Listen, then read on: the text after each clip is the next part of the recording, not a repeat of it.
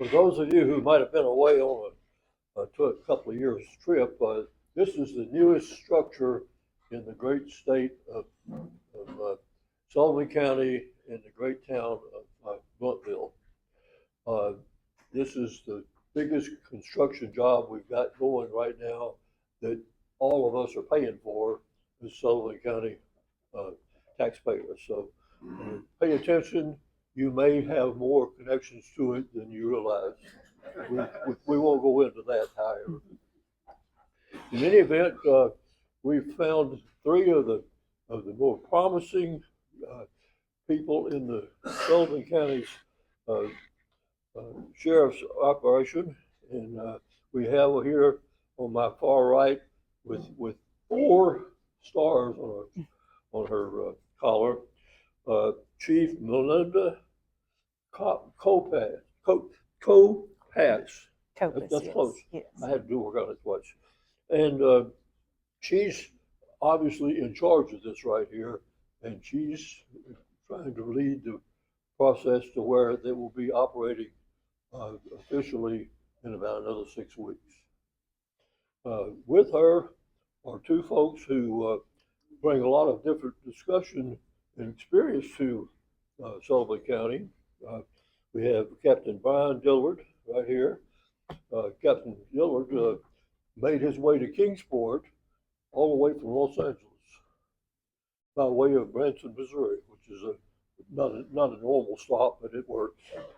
And he has been here quite a number of years, and he is accompanied by a gentleman named Captain Rusty Ryan, who is a near neighbor of ours. He came here from Big Stone Cap, Virginia. So, we get a lot of benefits from Southwest Virginia. He's a perfect example.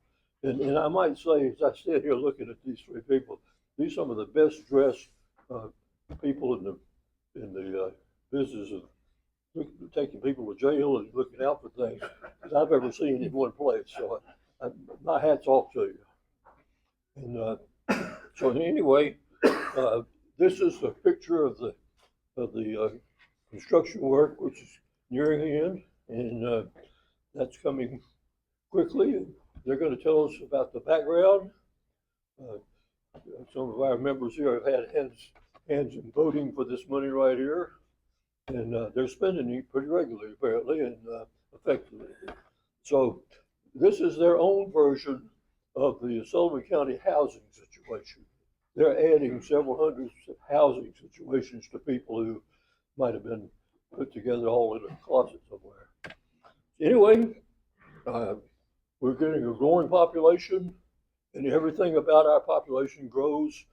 This is one of the aspects of that situation. It just comes the way it is. So if you would, please stand up and give us a warm welcome to our... For inviting us.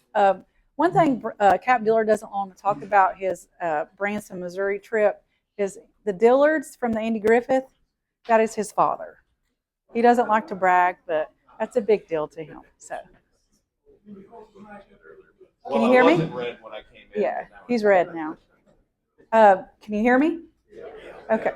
So we were invited today. Thank you all for inviting us to talk about the jail. But for a little bit of history, this started back in the early or late 70s, early 80s with the jail that's the old jail, as we recall it, the old jail in Blountville, with a overcrowding issue.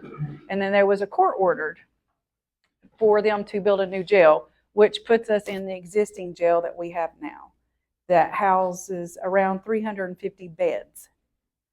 Our total bed count that we have between the existing jail and the extension that was built in 2017 due to an overcrowding issue that added 240 beds, which gives us a total of 619. Our daily population runs 800 to 900 inmates. So it's gotten us to, we have TCI, Tennessee Corrections Institute. Those are the people that come in from the state and does our inspections yearly. That gives us the standards of how we're supposed to handle our inmates. From feeding, head count, duty to protect, conditions of confinement, the feeding, the laundry, everything, the 24 hours a day operations that goes into running the jail. So 2014, when we went under a plan of action for our overcrowding for the inmates. And of course, by the time we got to COVID, we were running around 1,100 inmates at that time with a physical bed of 619. That's a lot of inmates. So yes, so then we started a program called pretrial, which we have about 400 inmates out right now on pretrial, which has saved us a lot of money, a lot of operational expenses, a lot of medical expenses, because our population, unfortunately, are not in the best of care when they come to us. A lot of drug abuse. So what you think a 30-year-old is supposed to be health-wise, they're running about 50 to 60-year-old as far as their health. So big expense for our medical. So we now have a new facility that's going to add an additional 784 beds to our 619. When we talk about how we're supposed to treat the inmates, the duty to protect, conditions of confinement, a lot of people think that the inmates should just sit in a cell and pay their crime, the punishment of their crime. Unfortunately, the state of Tennessee has standards as far as the care and the conditions for those inmates. Our biggest problem that we have prior to going into this, programs. When people look out and they see our work crews out, and they're wondering, if we have all those inmates, why are we not working them? Why are they not doing something productive while they're sitting there? Well, even though that we have that amount of inmates in our custody, we're only allowed to work convicted inmates. So right now, our numbers run around about 450 non-convicted inmates. And then we have right around 120, 140 state inmates that we can that are convicted by the judge for us to send to the Department of Corrections. And then we usually run around 120 convicted misdemeanors. So out of all those inmates, we usually have maybe 100 a month that we can work with to put out in the community or to work inside our jail. So with those 100 inmates monthly that we have to work with, that we would send out to work in the public, we have to do an extensive background. We have to have officers to send out to watch those inmates. And for the safety of the public, we have to make sure that they're not crimes against a person, to where if they were ever given the chance to run, that they would not commit another crime against a person again. So that leaves us monthly maybe around 40 inmates that we can actually send to the public to work. And during that time, most of them are convicted misdemeanors, and they are allowed to, they get out within a very short time. So meanwhile, while we have those low amount of inmates that are capable of being approved to go out and work, we have all the ones that's sitting in the jail waiting to get convicted. So during that time, we have programs. It keeps them busy. Maybe it might take maybe 10 out of that population to where they want to change their life around and then go back into society and be productive. With our programs, all of our programs are ran on volunteer basis. That means it's people from the public, a lot of retired school teachers, a lot of people that want to take their time, come inside and make a difference in our jail. So one of the issues that we had was space for those programs. Right now, we only have one room in our existing jail that is allowed for programs, and that is Monday through Friday. We offer a church service on a regular basis. We offer rehab or drug and alcohol, living, child parenting classes for our females. So we do try to get the public involved with volunteers to come in and try to help our inmates to go back into society and be productive instead of going back out and committing crimes. But so we have one room now, so going in, and Captain Dillard will go over this video that he made, and it will talk about the new space that we have going into the new jail. So that just leaves us with one room that we have in the existing jail, and then on weekends we get misdemeanors, or weekenders is what we call, doing 48 hours. So during that time we have to take those that one room and turn that into a housing unit for 48 hours on the weekends for those weekenders to come and serve their time before they go back out. So we have one room, and we're fixing to go into 14 new rooms to where we can advance in our programs to hopefully add more programs to help better the inmates, because ultimately at the end of the day, the majority of those inmates that's in your county jails are going back into the public. They're coming back to the community. So, new jail. Captain Brian Dillard will talk about that, and he'll go over it with his video. Can you all hear me without this? I know. I was trying, yeah. All right, to add on to what she said, there was a lot of necessity behind this project. To give you some numbers, we were well over 600 inmate on inmate assaults every year. Use of force incidents where officers had to regain control, well over 200. And we averaged about 30 to 40 officer assault on an officer annually as well. So when you have dormitory style housing and linear supervision, it's very difficult to separate the violent from the non-violent, the gang member from the non-gang member, the DUI offender from the capital murder. Does that make sense? Yes. So we had an urgency to build and expand. So I'm going to take you through some of this. You're going to see some comparisons of an old facility versus the new.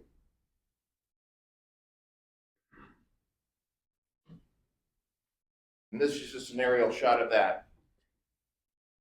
So these are just some of the corridors, and you're going to notice a huge difference in distance. This is the old kitchen that was serving, as she just stated, about 1,100 inmates. This is the new kitchen, which is now open and operational as of a couple weeks ago. So for booking for the intake of Sullivan County Jail on a yearly basis, anywhere from 7,500 to 8,000 inmates are booked in and booked out of Sullivan County Jail. That's usually in a 24-hour period, 2 shifts. That's about 40 people getting booked and booked out. That's a lot of inmates. So right now, our just the murder convictions are awaiting trial. We have about 40 inmates that we're holding right now that is awaiting trial or convicted of a murder inside Sullivan County.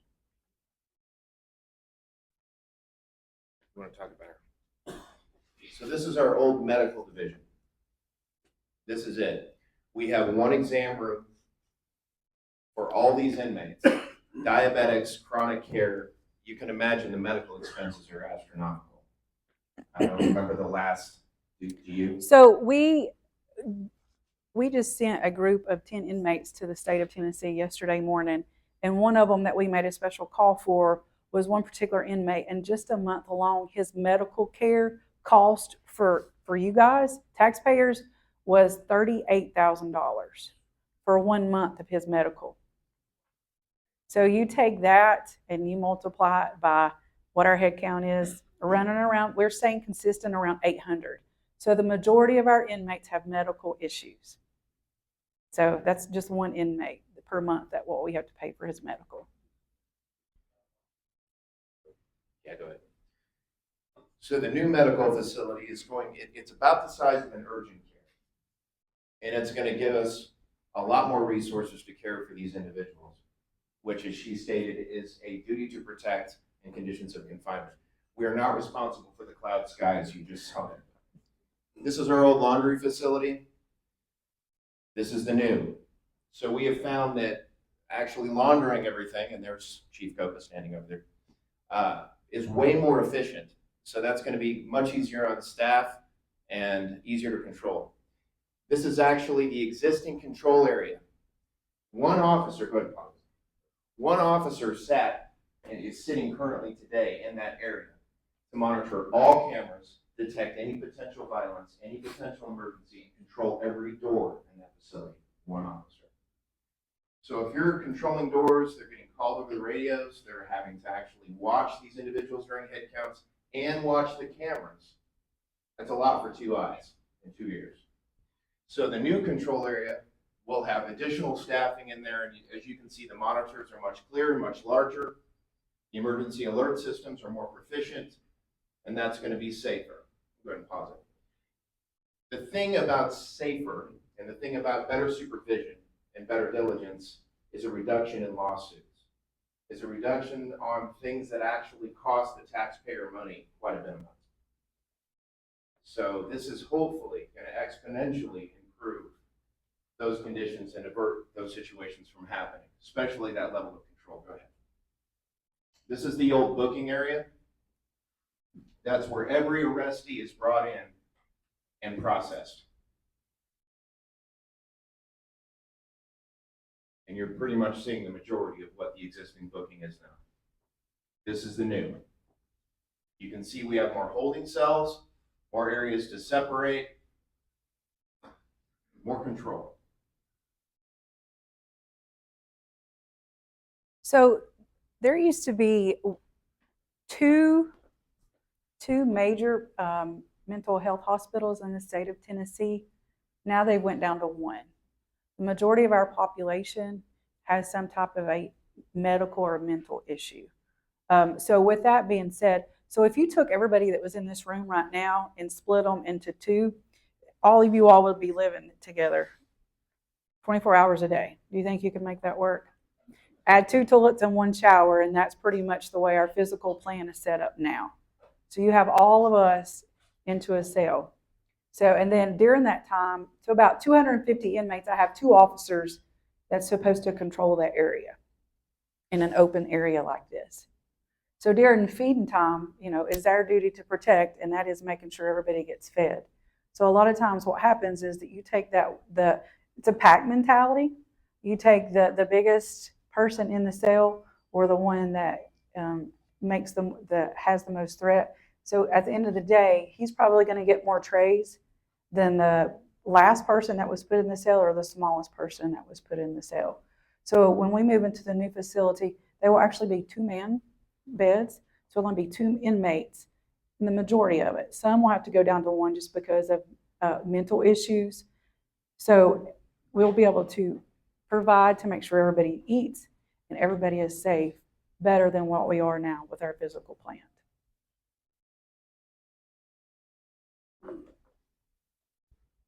We've got some photos or some video footage of those new areas. But you can see booking's pretty extensive. We actually have the ability now to separate male and female inmates when they come in. Sight sound separation, that is a state requirement. We've been unable to fulfill that. That is a body scanner. I'm going to let Chief Copas tell you about this. Go ahead and pause it. So we were fortunate enough it was right after COVID, Ballard was given money for us to purchase a body scanner. So the reason why they did this is, one, the amount of drugs that was coming in our facility, and when you ask where does the drugs come from, they pack any orifice that they have with drugs in their body and introduce them into the jail. So what happens when they do that is, for one, they try to hold on to it long enough to go into general population, because with the drugs that they bring in, it gives them a different level of power inside those housing units. It gives them more money because they can sell it once they're in there. When they say sell it, a lot of those transactions are taking place out in the public with their family. So that gives them more money for their commissary. So we were having a lot of overdoses. Just one that comes in mind that was a couple years ago with fentanyl. It was back in February, and we were called about 8 o'clock at night, and some of our officers were exposed. So between 2 hospitals, I had about 8 inmates at a hospital, and I had about 8 officers at a hospital that had all been exposed and overdosed due to someone bringing drugs in. So Ballard gave us the money to purchase this. One, because of the security that we were having to come in to the hospital and bring our inmates. 2, the amount of money it was costing us to take our inmates to the hospital and to get those x-rays or those body scans done. And just the transportation alone, most of the time when we were transport inmates, it takes 2 officers for me to transport 1, especially depending on their charges. So it was time consuming and it cost money. So Ballard gave us the money for this body scanner. Has it deterred majority of the drugs coming in? At first, it was doing great, but they kind of caught on. You would be surprised how smart the inmates have that we come through our door. The way that they can wrap certain drugs in cellophane and it won't pick up on that body scanner. Just some of the ways that they've done it. Sometimes they will pack drugs in a plastic bag and snort it to where it just kind of hangs back there, back in the nostril. There's a lot of bones in the facial area. So whenever we go to read the body scanner, you can't see that little pack of drugs that can potentially harm several officers and several inmates, but it also can make a lot of money just by just a small tiny ounce of a certain drug. So they're very smart when it comes to finding new ways to hide areas to get drugs in. But once they get those drugs in, safety-wise, security-wise, and taxpayer-wise, is a lot of times they wrap that stuff in cellophane, and the different areas that they introduce that contraband in, your body absorbs it. So when that package that you have been carrying for several days, and once you come to jail and you sit there, it busts and your body absorbs it. That's where a lot of our overdosers come from. So, body scanner. Everybody that comes into our facility is ran through the body scanner. We try to hold them if we suspect something, because we're not radiologists. Our officers, we just train with the knowledge that was given with us by the Adani system for the scans. So we do our best. We usually dry cell them for a couple days. They're usually pretty good about giving the drugs up at that point, but there are some cases where we have to send them out still and go through the process at the hospital. So this has saved us a lot of money. As far as drug finding now, I would say it's probably about 70-30% of the amount that we catch through the body scanner. And then also, not only drugs, knives, guns, anything else that it will pick up that somebody will try to introduce into our facility, because we have caught those same items trying to be brought in for the safety and security of the jail. All right, moving into the general population areas, the newest. This is actually our Sally Port entryway. All new arrestee transports, everybody will come in through these doors. They'll come in through one and exit through the other. This is our old property area. All inmate property was stored. This is something out of a horror film. This is our new. So it's all electronic filing system, bags and bins. So the organization of property and avoiding lost property incidents is going to be way reduced. This is an existing housing unit. That's an officer station and an existing unit. This will be the new. So just for the morale and just for the state of mind of the officer on a daily basis is going to improve, just simply for the environment. You can see the span of control. This is our current overcrowding problem. Those are mental health watch or suicide watch inmates. This is one of our housing units in our maximum areas. That's how packed they are, guys. This is the new. If you want to pause it here just for a second. So as you can see, she's explained this. We've pointed out that in a dormitory style housing, that's difficult. So you have a cell, for example, that may hold 16 people. I want you to imagine 30 plus in. So that's what we're dealing with. Now we're going to have the ability to properly classify these individuals. That is an example of one block. So in this block that you're seeing, there's 28 cells, 56 beds, 2-man cells all the way across. General population will be on a tier rotation, where for one part of the day, one tier will come out, and the other part of the day, the bottom tier will come out, and they will rotate. Then another block is set aside for disciplinary, high-risk segregation. They will be on a 23-in-1 lockdown, 23 hours a day in a cell, 1 hour out, which is a state requirement. They have to have 1 hour out. We'll have a medical unit where we can take those individuals that you saw on suicide watch and actually put them in more humane conditions, not 6 or 7 people in a 2-man cell wearing a protective smock.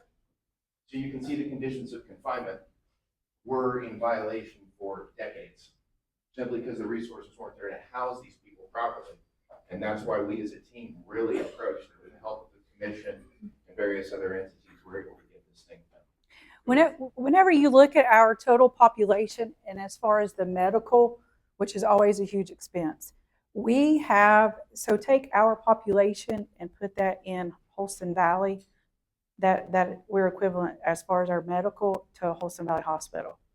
And that is ran by one health administrator. We have one doctor that comes in twice a week, and then we have a dental. We don't do anything special for dental. They just pull any bad teeth. A lot of meth. Back in the early 2000s, that was a big issue. But that's what we're pretty much equivalent to when it comes to our inmates and the care that are required, because they are just not healthy people just because of the abuse that they've done to their body. So our medical is always a big expense when it comes to corrections.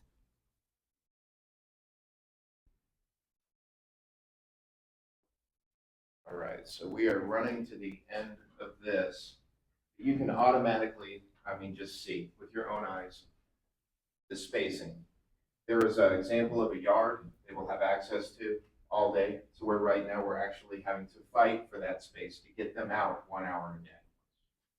So with a population of nearly 1,000 people, and you have 2 yards to divide that group, you can imagine there are cells that aren't getting out there to fresh air on a daily basis, sometimes not even on a weekly basis. So with this new facility, we're going to be able to mitigate that and create a better environment. Do you guys have any questions for us at all? I'm sure you may. Fire away. Go ahead. So right now, out of the population of what we've given you, around 800 on average, our females are hovering anywhere between 150 and 180. They kind of stay between that period. Yes. So the plan is we will move the female population over first, and then we will eventually classify or declassify that annex and shut that building, that extension down. Now we'll keep those beds, and we'll keep it in a condition that it can be occupied, just simply for that bed space. But for staffing purposes, we need to shut that facility down, bring those inmates down, and bring the officers in those positions down, because we're right at just what we need to run the facility as it is right now. It's still pretty thin, but we're in better shape. I'm happy to say that in my career, I have seen maybe 1 or 2 go all the way to the federal court system and the appellate court or the magistrate in Greenville. I've seen nothing go to the Sixth Circuit Court of Appeals. I could not give you an accurate number exactly on what has been settled, but we've had pretty decent successful lawsuits, even considering our overdose levels and how we respond to emergencies in those situations. Because officers do. We can show the diligence. They respond to emergencies. It is amazing of what our staff is capable of doing and the due care that they render in those circumstances. And that has been a torrential nightmare. I'll let Chief Copas answer that one. So they flush everything. We do have a grinder out in our front parking lot that all of that solid waste, spoons, stuff like that they flush, the inmates are going to do. We have spent a lot of money on that, but we do have a pretty good maintenance group. We have 4 now. We had to add more to it once we were going into the new facility. But that is a nightmare. They break sprinkler heads, so maintenance gets called in for that. But they pretty much flush a lot of stuff. But we do have maintenance that runs 24/7 whenever we have incidents like that. We try our best not to contract anything out. Everything that we do, pretty much, we try to stay in-house. This is the back side of our existing jail. And what we have back there, there's that's the yard. So all this used to be not open but secure, and then a big fence back here. So right here, what we call the South Gate, which is around criminal court. If you're at Burger King, at Burger King, you used to be able to see the back of our gate. So we have several times, that is a security check that our officers do once an hour perimeter, because we have people that throw contraband over those fence for our inmates to get of the morning time whenever they start feeding. So there's a constant watch of contraband being dropped off all around our facility. But you haven't had any drones yet? No, he's our drone guy, so he can. I'll Let me. So video visitation, real quick. when we went to the back in 2013, we had a company phone vendor that came in. That's when technology kind of started ramping up, and we went to video visitation because prior to that, on every Saturday and Sunday, we would have to transport 16 inmates every hour out of each housing unit to come down and allow 6 visitors per inmate, family members. We would have to search and bring into our facility to come and visit those inmates. So back in 2013, security, for one, the public coming in to our facility on weekends, bringing stuff in, they would always bring contraband in. We would have to search them, then we'd have to search the inmates. So as far as a physical and security and there's a word I'm looking for, but anyways, so 2013 we stopped. Those inmates stay in their housing units now, and it's all on a kiosk that they visit their inmates with. They visit family with, pretty much from 9 o'clock in the morning to 11 o'clock at night. Whatever their family wants to pay, they can visit all day long, but it's paid for by the family out on the street. If you're indigent, you get a couple free visits. But back during COVID, we were having disciplinary. We were short-staffed, overpopulated. So that same company for inmate technology brought in tablets. And a lot of people, there's a big discussion on why inmates should have tablets. Well, at that time, we introduced tablets to inmates as a disciplinary mechanism for us, a control issue for us, because we were so short-staffed, very violent facility, to give them something to do. There's a lot of educational, a lot of technological classes that they can take, but in turn, there's also different resources on there as far as drug and alcohol, religious material, religious service, just different stuff to keep them busy, because with the way that our physical plant was set up and our low staffing, we were kind of getting out of hand. So we were trying to get them something to occupy them. And it goes back to, I can't work all those inmates. I can't just turn them out and say, hey, go beat rock or go build this, because state of Tennessee, you have to be convicted of a crime before I can work you. And if you look at our numbers, we don't have that many inmates that are convicted to work. So we had to find something for them to do. Yes. What? I have up to 2 or 3 inmates at any given hospital between Bristol, Johnson City, and Holston Valley. Depends on what their medical care. Most of the time, we keep about 5 pregnant females in our facility. All prenatal care. We try our best. We have an in-house OBGYN that checks them all the way up until the point that they start delivery. And most of the time, we have to send them to Johnson City because they're high-risk females, drug abusers, the baby's addicted. So all of those babies go to Johnson City. So usually I have to send 2 officers, and then I have to send transportation to monitor them 24/7, just as we would. If we deliver a baby, we've actually had 2 babies delivered in our facility in the hallway because they didn't know they were pregnant. Like I said, most of them come in and they're addicted to something. So prenatal care for us. So we send them out, usually high risk, 2 inmates, Johnson City, and that's 24 hours care until they deliver the baby. And as soon as they deliver the baby, we bring her back and the baby goes family or state. Yes. Before, when did we go? When did we do, the sheriff got it approved? Parallel? Yes. That was A couple years ago? right at 5, 6 years ago. Yeah.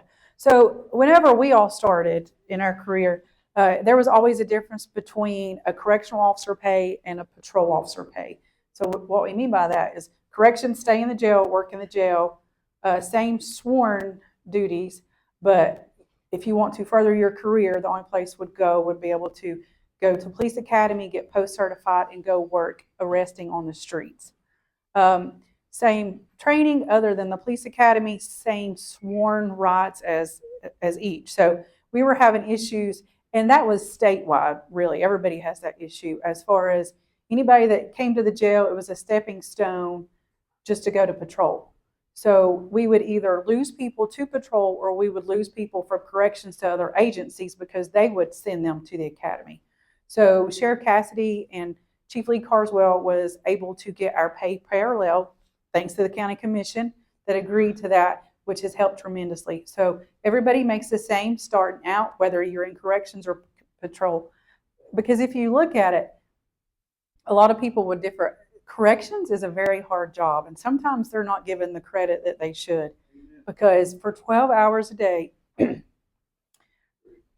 4 shifts in a row is what we work, because we work a swing shift, is there's sometimes that same officer will work that same housing unit with that same mental inmate, or that same inmate that has been very assaulted towards them, or the other 250 inmates that have flooded their cells. They flushed something, they've all brought drugs in, or they've been suspect to some type of a pretty dramatic incident, usually on any given day that we have in our facility.